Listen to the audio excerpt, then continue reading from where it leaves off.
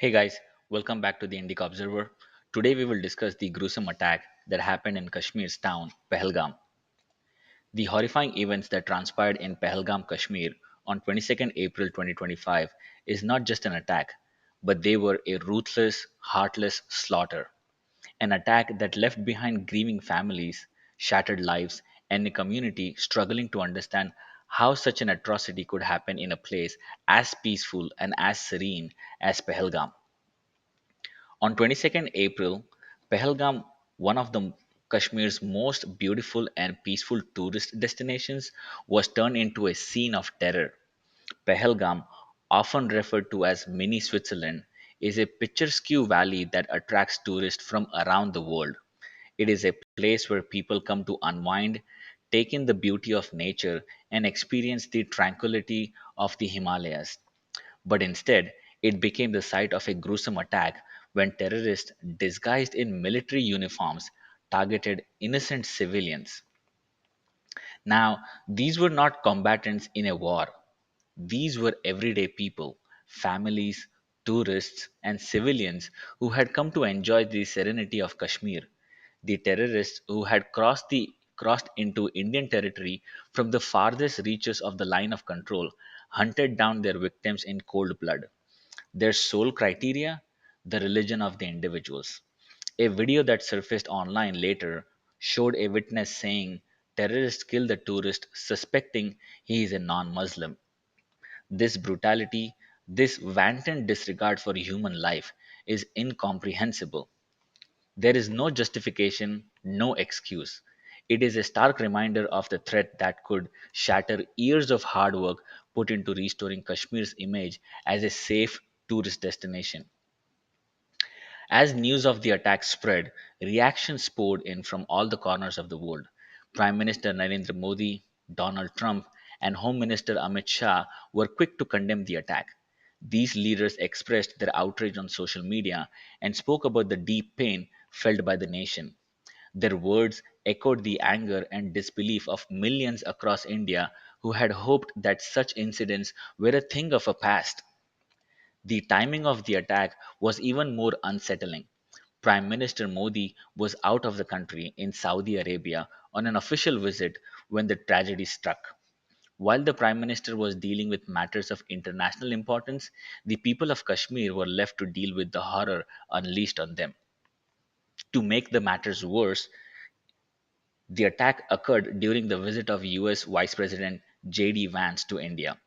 It was as if the attack was timed with the purpose of creating an international diplomatic rift as the terrorists tried to send a message to the world.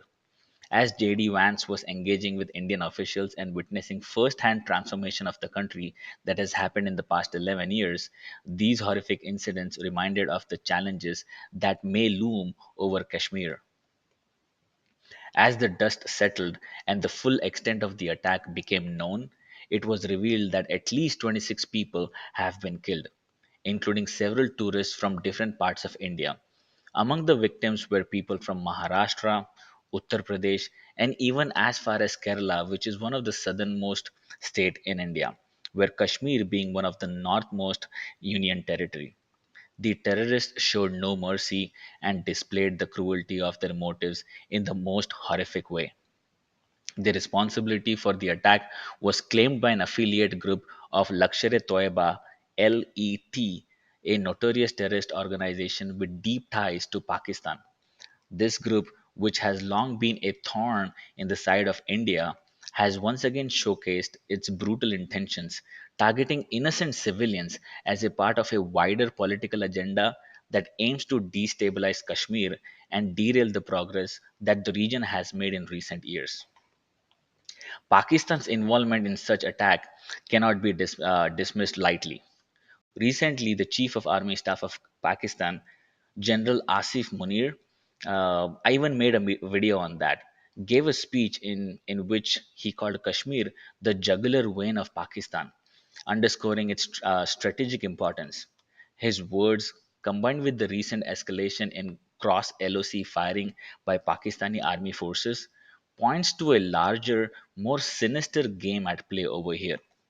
Furthermore, the visit of Hamas leader to Pakistan occupied Kashmir area and the raising of Palestinian flags in the region, as reported in the media, indicates that international terrorist groups are also using Kashmir as a stage to further their own causes.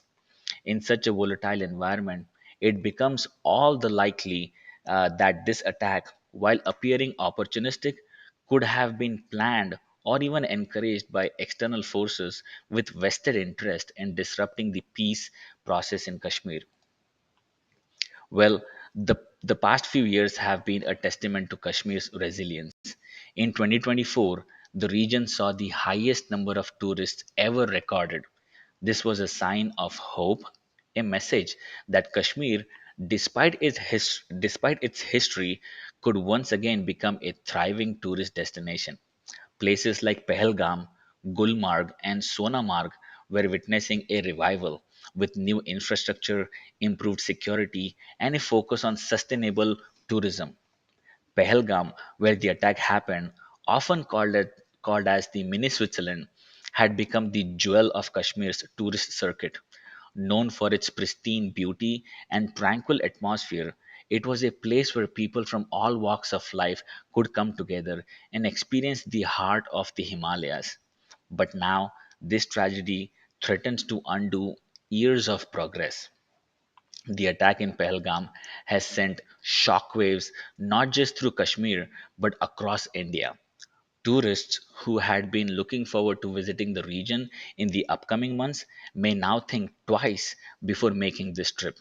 With the Amarnath Yatra about to begin from the base camp of Pahalgam in a few months, where thousands of Hindu pilgrims congregate, the impact on tourism in this region could be devastating. The Indian government's response to the attack has been one of anger, sorrow, and resolve. Officials from the Ministry of Home Affairs have vowed to track down the perpetrators and bring them to justice. In their speeches and public statements, they have expressed that such attacks on terrorism will not go unpunished. The government has vowed to ensure that no stone is left unturned in apprehending the terrorists and dismantling their networks. But the real question remains: how do we respond to such a savage act? Offering more condolences, as some have done, is not enough.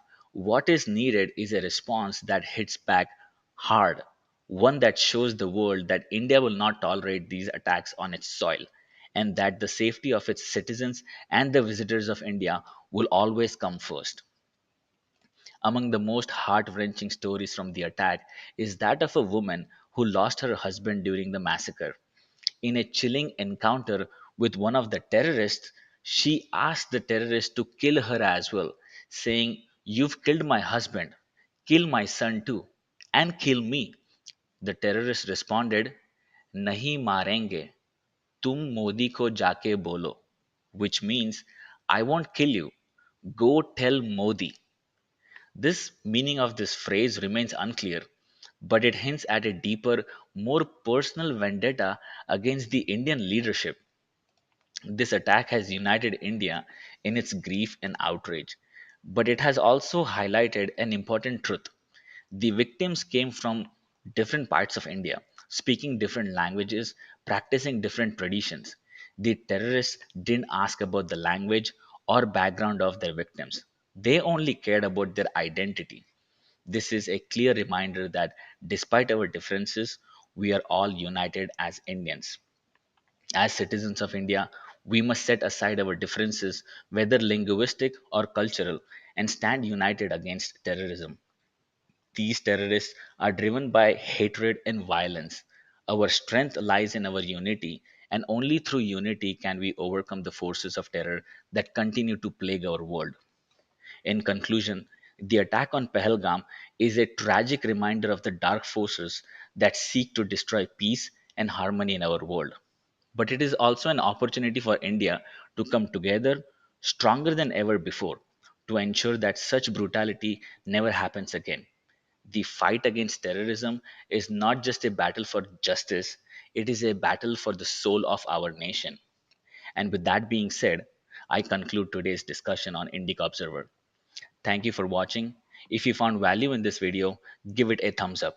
And if you love what we are doing here, hit that subscribe button. This is not a monologue, but a conversation. So let me know your thoughts in the comment section below. Until next time, stay informed, stay engaged, and keep observing. See you guys.